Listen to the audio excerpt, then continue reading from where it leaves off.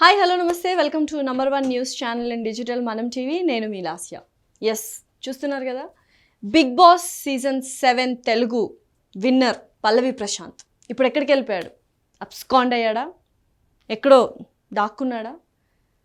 పోలీసులు ఎంత వెతికినా దొరకట్లేదు. ఫోన్ స్విచ్ ఆఫ్ చేసుకున్నాడు. ఎందుకు ఇవన్నీ? విన్నర్ చాలా హ్యాపీగా బయట తిరగాలి అనుకున్నాడు. ఇప్పుడు ఏమైంది? కేవలం తన యొక్క యాటిట్యూడ్ కావచ్చు, పల్లవి ప్రశాంత్ అభిమానులు కావచ్చు, దీనికి అంతటికీ కారణం. ఎందుకు ఇంత అగ్రెసివ్గా బిహేవ్ చేయాల్సి వచ్చింది? బిగ్ బాస్లో కూడా అంతే అగ్రెసివ్గా ఉన్నాడు, బయట వాళ్ళ అభిమానులు కూడా అంతే అగ్రెసివ్గా ఉన్నారు. అసలు ఇంత అగ్రెసివ్నెస్ అవసరమా అంటే ముమ్మాటికి లేదు. నిజంగా ఈరోజు బిగ్ బాస్ సీజన్ 7 చూస్తే కంటెస్టెంట్స్ ఎవరైతే ఉన్నారో పల్లవి ప్రశాంత్ ఓకే, తను 2 years నుంచి 3 years నుంచి వీడియోస్ చేస్తూ బిగ్ బాస్లోకి పంపించండి అని వీడియోస్ చేశాడు. కానీ మిగతా కంటెస్టెంట్స్, ఆర్టిస్టులు కావచ్చు, యాంకర్స్ కావచ్చు, సింగర్స్ కావచ్చు, అలాగే శివాజీ గారు కావచ్చు, వీళ్ళందరూ ఎంతో కష్టపడి వాళ్ళ స్థానాలను ఈ ఫీల్డ్లో, మూవీ ఫీల్డ్లో నిలబెట్టుకొని చాలా ఇబ్బందులు పడి పైకొచ్చి వాళ్ళకంటూ ఒక గుర్తింపు తెచ్చుకున్న తర్వాత బిగ్ బాస్ కంటెస్టెంట్లు అయ్యారు. పల్లవి ప్రశాంత్ సింపుల్గా ఒక 2-3 years వీడియోస్ చేసుకుంటూ బిగ్ బాస్కి వెళ్ళాలి, రైతు బిడ్డని బిగ్ బాస్కి వెళ్ళాలి, ఓకే, దానికి కూడా అప్రిషియేట్ చేసి దాన్ని కూడా పరిగణలోకి తీసుకొని బిగ్ బాస్ యాజమాన్యం యాజ్ ఎ కామన్ మ్యాన్గా పంపించారు పల్లవి ప్రశాంత్ని.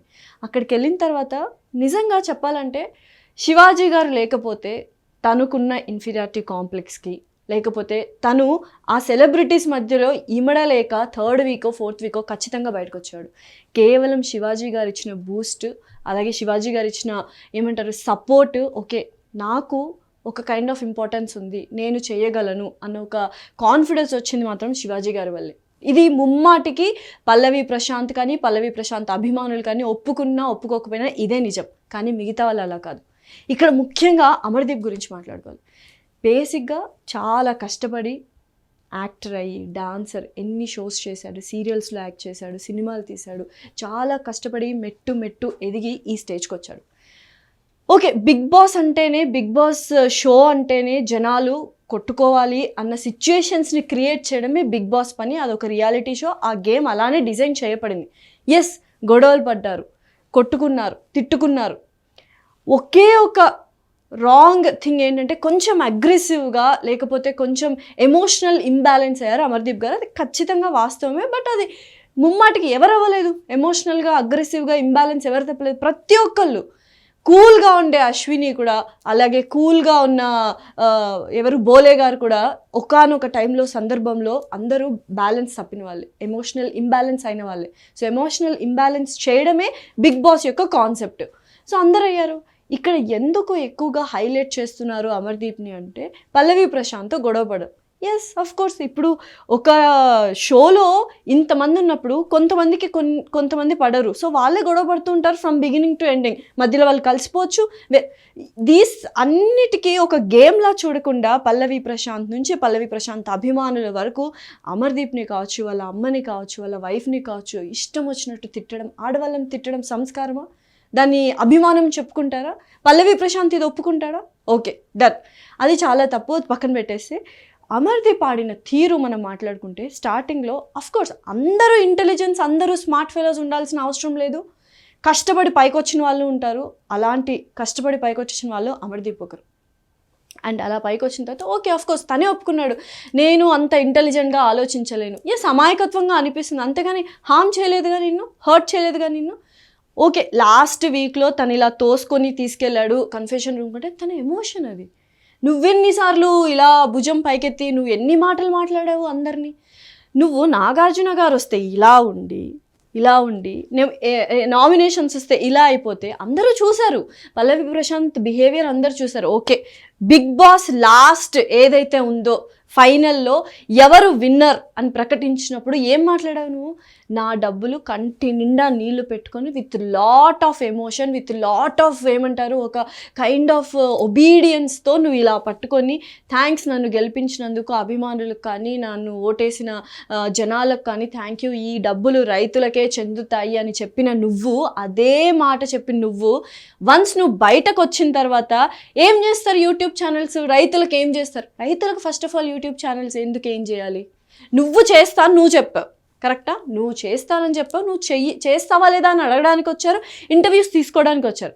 ఒకప్పుడు గేటు బయట వీడియోస్ తీసుకుంటూ నన్ను బిగ్ బాస్కి పంపించండి అని అడిగిన నువ్వు నీ యొక్క ఫేమ్ యూస్ చేసుకోలేదు ఎవరు? యూట్యూబ్ ఛానల్సే నిన్ను ఫేమ్ అయ్యేలా చేశారు.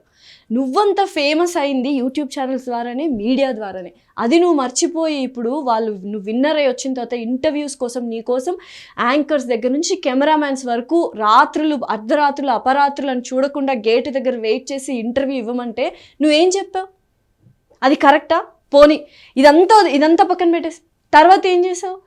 పోలీసులు కానీ బిగ్ బాస్ యాజమాన్యం కానీ బయట పరిస్థితి బాగాలేదు, గీతురాయల్ గారి కార్లు పాల్గొట్టేశారు, తర్వాత అమర్దీప్ వాళ్ళ మదర్ వాళ్ళ వైఫ్ ఉంటే అసలు ఎలా మనసు వస్తుంది? ఇంట్లో ఆడవాళ్ళు లేరా? ఇంట్లో అమ్మలు లేరా? ఇంట్లో భార్యలు లేరా? ఇంట్లో అక్క చెల్లెలు లేరా? అలా మిమ్మల్ని ఊహించుకోండి ఒకసారి. పల్లవి ప్రశాంత్ అభిమానులు కార్లో ఎవరైతే ఉన్నారో అక్కడ మీ అమ్మో, మీ చెల్లో, మీ పెళ్ళామో ఉంటే అట్లా కార్లు అద్దాలు పాల్గొడితే ఎలా ఉంటుంది? ఎంత అసభ్యంగా మాట్లాడుతున్నారు అమర్దీప్ని. అది కరెక్టా అసలు? నిజంగా ఈరోజు ప్రతి ఒక్కరికి బ్లడ్ బాయిల్ అవుతుంది. ఎవరైతే పల్లవి ప్రశాంత్ని సపోర్ట్ చేశారో వాళ్ళందరూ ఈరోజు అమర్దీప్ని ఖచ్చితంగా సపోర్ట్ చేస్తున్నారు. అండ్ సపోర్ట్ చేయాలి, ఇది రైట్ టైం, ఖచ్చితంగా చేయాలి. ముమ్మాటికి ఇప్పుడు అందరూ అనుకుంటున్నారు అసలు ఎందుకు అయ్యాడు పల్లవి ప్రశాంత్ విన్నర్, మేము ఎందుకు చేసాము అని. ఇది చాలామంది అనుకున్నారు. పబ్లిక్ టాక్కి వెళ్ళినా కూడా అదే చెప్తున్నారు. నువ్వు ఇంత యాటిట్యూడ్ చేంజ్ చేసి నీకోసం ఇప్పుడు పోలీసులు వెతుకుతున్నారు. ఎందుకో తెలుసా?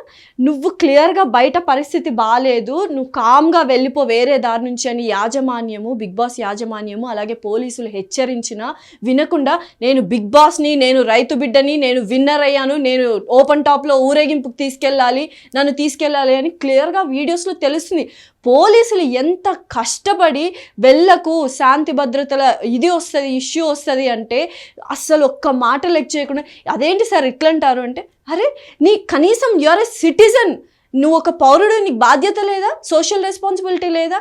ఇప్పుడు ఎక్కడికి వెళ్ళి దాంకుంటే ఇలా ప్రతి ఒక్కళ్ళు చాలా ఒపీనియన్స్ వాళ్ళ ఒపీనియన్స్ చెప్తున్నారు. ఇవాళ చెప్తున్నాను, బిగ్ బాస్ అనేది ఒక రియాలిటీ షో మాత్రమే. పల్లవి ప్రశాంత్ విన్ అయ్యాడు, రైతు బిడ్డ విన్ అయ్యాడు, కామన్ మ్యాన్ విన్ అయ్యాడు. ఇట్స్ ఎంత అప్రిషియేట్ చేయాల్సిన విషయం అంటే ఎంతో కష్టపడి ఇండస్ట్రీకి వచ్చి డబ్బులు లేక ఆ పని ఈ పని చేసుకుంటూ చాలా కష్టపడి ఆ రోజు బీటెక్ రైతు బిడ్డకే కష్టాలు ఉంటాయా, బీటెక్ కష్టాలు అమర్దీప్ అన్న మాటల్ని చాలామంది ట్రోల్స్ చేశారు, మీమ్స్ చేశారు, అది తప్పని చెప్పారు. బట్ తనకున్న ఆవేశం అది, తను లైఫ్లో తను ఫీల్ అయిన స్ట్రగుల్స్ అన్నీ అలా చెప్పాడు. ఎస్, ఒక రైతు బిడ్డకే కాదు, ప్రతి ఒక్కరికి సమస్యలు ఉంటాయి. ఎస్పెషల్లీ ఇండస్ట్రీలో ఉన్న వాళ్ళకి ఇంకా బోల్డ్ అన్ని సమస్యలు ఉంటాయి. మెయింటెనెన్స్ చేయాలి, సమస్యలు బోల్డ్ అని ఉంటే చెప్పలేనన్ని సమస్యలు ఉంటాయి. అబ్బాయిలకు కావచ్చు, అమ్మాయిలకు కావచ్చు. అన్నీ పక్కన పెట్టి ఒక ప్యాషన్ తోటి ఏదో సాధించాలని, డబ్బులు ఉన్నా లేకపోయినా అదే ఫీల్డ్లో ఉంటే అవకాశాల కోసం ఎదురు చూస్తూ ఒక ప్లాట్ఫామ్ని వాళ్ళు సృష్టించుకొని, ఏంటి అంత ఆశామాష అనుకున్నారా? నువ్వు సింపుల్గా ఏం చేసావు పల్లవి ప్రశాంత్? 2-3 years రైతులా కష్టపడ్డావు, ఓకే, అది నీ వృత్తి, యూ డిడ్ ఇట్. బిగ్ బాస్కి రావడానికి ఏం చేసావు? వీడియోస్ పెట్టావు. కానీ వీళ్ళు బిగ్ బాస్ రావడానికి ఎంత కష్టపడ్డారు తెలుసా? నువ్వు కాకుండా మిగతా ఆర్టిస్టులు అందరూ. అది గుర్తుపెట్టుకోవాలి.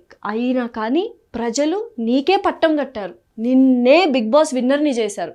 నువ్వు కనీసం ఆ బాధ్యత కూడా తీసుకోకుండా ఇంటర్వ్యూస్ ఇవ్వను, డబ్బులు ఇవ్వాలి, నేనెందుకు ఇవ్వాలి రైతులకి, నేను రైతులకి ఇస్తాను, నా యాటిట్యూడ్ ఇది, అందరికీ థ్యాంక్స్, ఇలా ఒక్కొక్కటి డిఫరెంట్ వేరియేషన్ పల్లవి ప్రశాంత్ చూసాం. ఇప్పుడు పల్లవి ప్రశాంత్ ఎక్కడికి వెళ్ళిపోయాడు? పల్లవి ప్రశాంత్ రైతులకు ఏం చేస్తాడు? ఎందుకు ఇంటర్వ్యూస్ ఇవ్వట్లేదు? ఎందుకు పారిపోయాడు? ఎందుకు దాక్కున్నాడు అంటే ఏం సమాధానాలు చెప్తారు? కాబట్టి ప్రజలు ఒకసారి ఆలోచించాలి. ఇప్పటికైనా బిగ్ బాస్ అనేది నెక్స్ట్ సీజన్ వచ్చినా బిగ్ బాస్ అనేది ఒక రియాలిటీ షో మాత్రమే. దాన్ని షోలాగే చూడండి. అందులో కొట్టుకుంటారు, మళ్ళీ కలిసిపోతారు. మనం బయట కొట్టుకొని ఇప్పుడు నిజంగా ఆ కార్ అద్దాలు ఎవరైతే పాల్గొట్టారో ఆ యువకులు చిన్న వాళ్ళే, నిజంగా వాళ్ళందరి పేరెంట్స్ ఎంత ఫీల్ అవుతారు. వాళ్ళందరినీ ఇప్పుడు పోలీసులు అరెస్ట్ చేసి వాళ్ళందరినీ ఇప్పుడు ఏమంటారు ఈ విచారణలు ఇవన్నీ చేస్తున్నారు. వాళ్ళ పేరెంట్స్ ఎంత బాధపడతారు. అక్కడ అమర్దీప్ వాళ్ళ వైఫ్ వాళ్ళ మదర్ ఎంత బాధపడ్డారు. ఇవి ఏమీ ఆలోచించకుండా అసలు పల్లవి ప్రశాంత్ ఏమవుతాడు, నీకేం చేస్తాడు, ఇవన్నీ మరిచిపోయి విచక్షణారహితంగా బిహేవ్ చేసిన యువకులు ఎవరైతే ఉన్నారో వాళ్ళు దయచేసి ఇలాంటివి next time Bigg Boss show ఖచ్చితంగా వస్తుంది, ఇలాంటివి మాత్రం చేయకు. ఇది ఒక గుణపాఠం లాగా ప్రతి ఒక్కరు తీసుకోవాలి. షోని షో లాగానే చూడండి. Thank you so much.